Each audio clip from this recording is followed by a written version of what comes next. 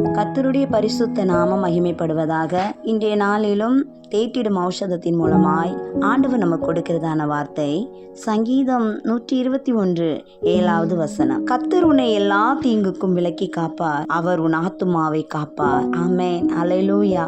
நமக்கு எந்த சேதமும் இல்லாதபடி, நமக்கு எந்த பாதிப்பும் நேரிடாதபடி கர்த்தர் நம்மை பாதுகாப்பதாக இந்த வார்த்தையின் மூலமா கூறுகிறார். நம்ம அநேக இடங்களில் பிரயாணம் பண்ணுகிறோம், அநேக வேலைகளை செய்து கொண்டிருக்கிறோம். ஆபத்து நேரிடுகிற ஒரு வேலையில கூட காணப்படலாம். ஆபத்துக்குள்ளான ஒரு சூழ்நிலையில சிக்கி கொண்டிருந்தாலும், உங்களுக்கு தீங்கு நேரிடக்கூடியதா இருந்தாலும், ஆண்டவர் இன்றைக்கு இந்த வார்த்தையின் மூலம் சொல்லுகிறார், அவைகள் உங்களை சேதப்படுத்தாதபடி, உங்களை பாதிக்காதபடி கர்த்தர் உங்களை எல்லா தீமைகளுக்கும் விலக்கி பாதுகாப்பேன் என்று சொல்லுகிறார். கர்த்தர் நமக்கு முன்னே கடந்து செல்வார், எல்லா தீமைகளுக்கும் விலக்கி உங்களையும் என்னையும் பாதுகாப்பார். இந்த வார்த்தையை விசுவாசிப்போம். இந்த வார்த்தையின்படி கர்த்தர் நம்மை ஆசீர்வதிப்பார். God bless you.